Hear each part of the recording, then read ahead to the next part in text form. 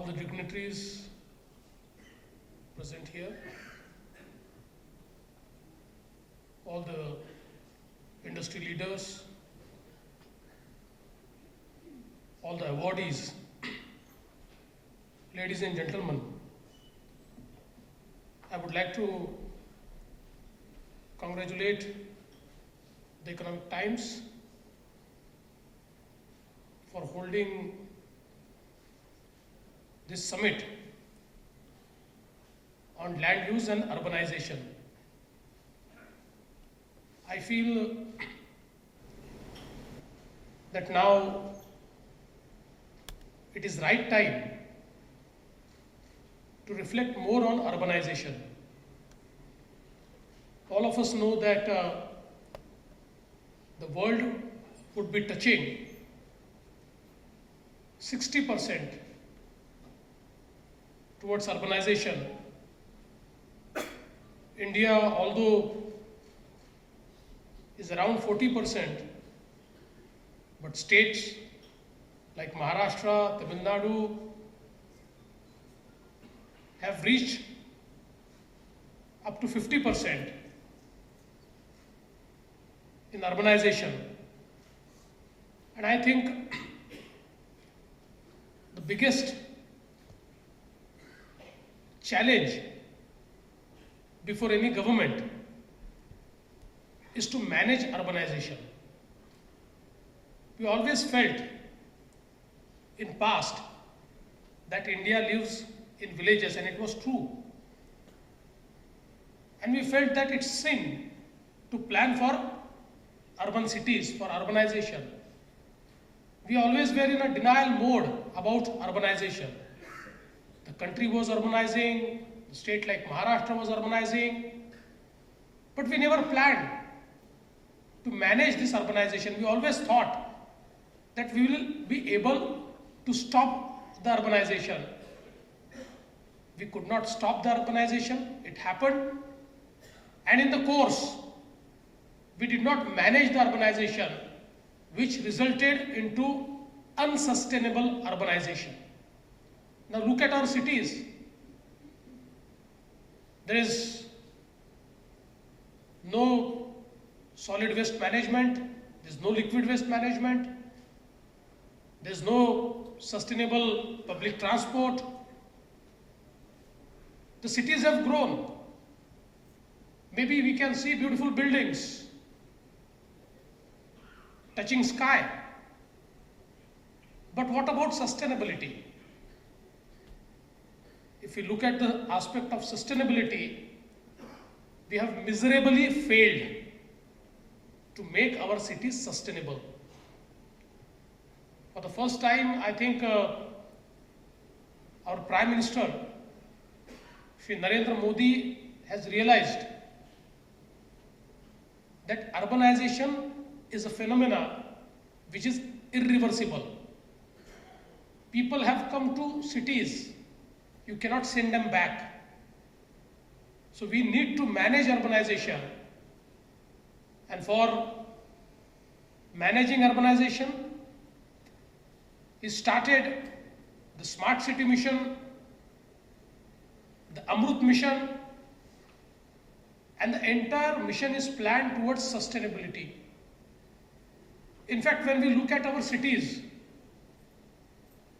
65% of our GDP comes from our cities. And what is GDP? It is making of goods and services. If 65% of our goods and services are manufactured in cities, cities are engines of growth. To make them sustainable, if we can convert these goods and services into public sector for public good, if we can leverage this capacity of cities to produce goods and services, to make sustainable development, I think we can accelerate the development of cities and make it more sustainable. When we look at a city like Mumbai, I was surprised when I was told that Mumbai generates 2100 MLD of sewage, and there are few settling tanks. The age-old technology which the Britishers started, and through those settling tanks we settle a little sludge, and all the liquid waste goes into sea. Not a single drop of sewage water is treated in Mumbai. If this is the fate of city like Mumbai, I think where are we in terms of sustainability? Mumbai, which is a capital, financial capital of India. Thankfully, for past 2 years, we have been trying to manage this, and I am hopeful that in next 3 to 4 years, we'll treat every single drop of sewage in Mumbai. Not a single drop of sewage will go into the sea. Same is with the urban transport. You may create n number of roads.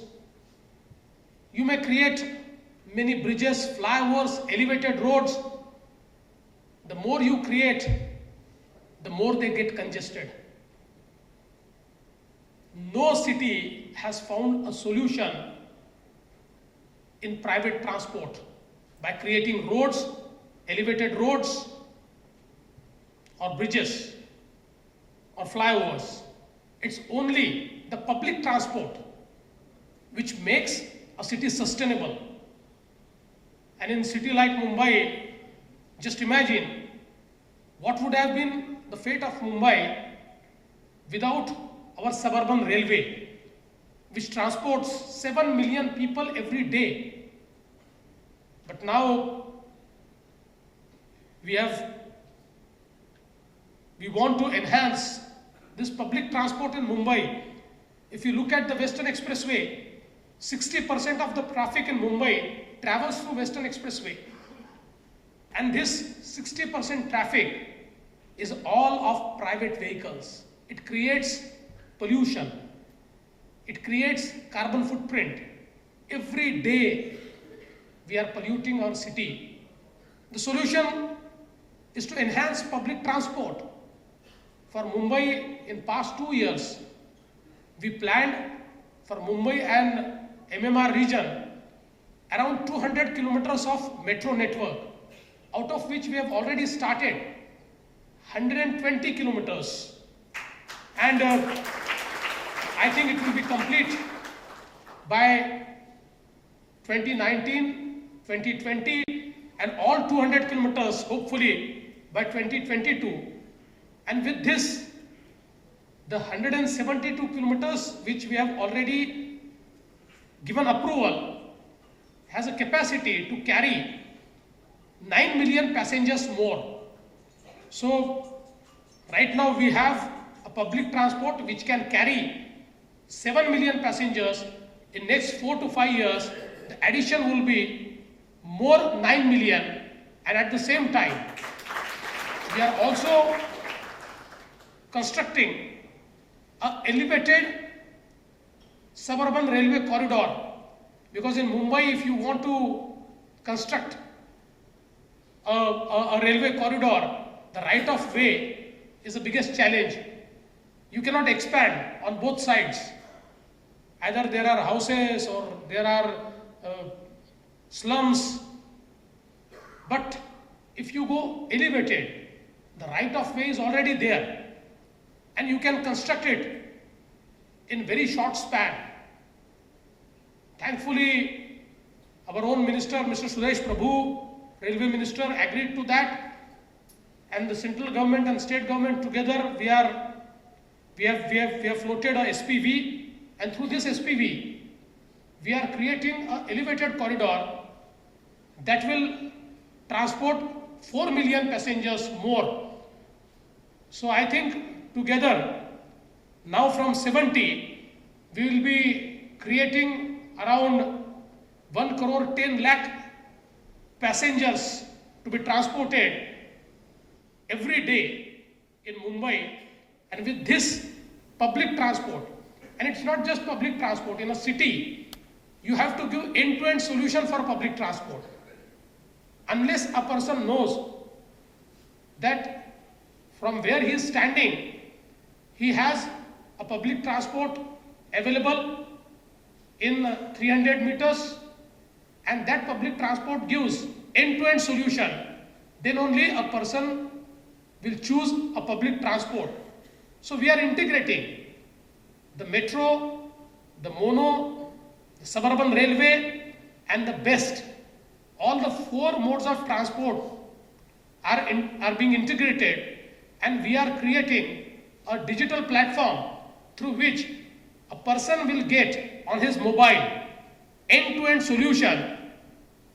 From where he is standing, he just has to go to the app, and through that app he will get a direction that 200 meters you have, let's say, best bus stop. From there, at this time, you will get a best bus. Hop on to that bus. 2 stations away, you have a metro or a suburban railway. Go to that suburban railway, go to this station, come out. There is a metro. Take the metro, go to this station, and your destination is there. If this type of integration is there and everything is put on a smart transportation network on a digital platform, everything is predictable, sustainable, and we'll also be bringing it on a single ticket. So once you buy one ticket, that ticket you can use in suburban railway, in the mono, in the metro, in the bus. I think with this integration, people will start using the public transport. We always say we must plant trees. That is important. But if you look at the carbon footprint which we are creating through private transportation and which we will eliminate through this integration of transportation system, creating a huge public transport, I think even if you plant a tree at every, let's say, meter in Mumbai, still the carbon footprint which we will eliminate through this public transport, because we are creating that carbon footprint through this public transport, will be more. So I think we are trying to make cities sustainable. It's not just about Mumbai, it's about Pune, it's about Nagpur, it's about Nasik, it's about Aurangabad. Every single city we have planned to have sustainability, to treat the sewage. Now Nagpur mayor is here, and Nagpur is one city where the city is treating around 60% of its sewage, and by next year it will be the first city, hopefully in the country, which will be treating every single drop of its sewage. And it's not just treating the sewage, but Nagpur is treating the sewage and it is selling the treated water for power generation and earning money out of it. So I think it's not just sustainability, it's about also economics, it's about creating jobs. And I think this sustainable development has a potential to create not only vibrant cities, but also to create job opportunities. And I think land use is one of the most important tool through which we can make our cities sustainable. In fact, land is one tool through which government can leverage. Land is a resource, and leveraging that resource, government can make the city more sustainable. Unfortunately, our development plans in the state like Maharashtra, when you start preparing a development plan, and if you look at the history from start to end, till you give approval to a development plan, has been a journey of 10 years, 12 years, 13 years.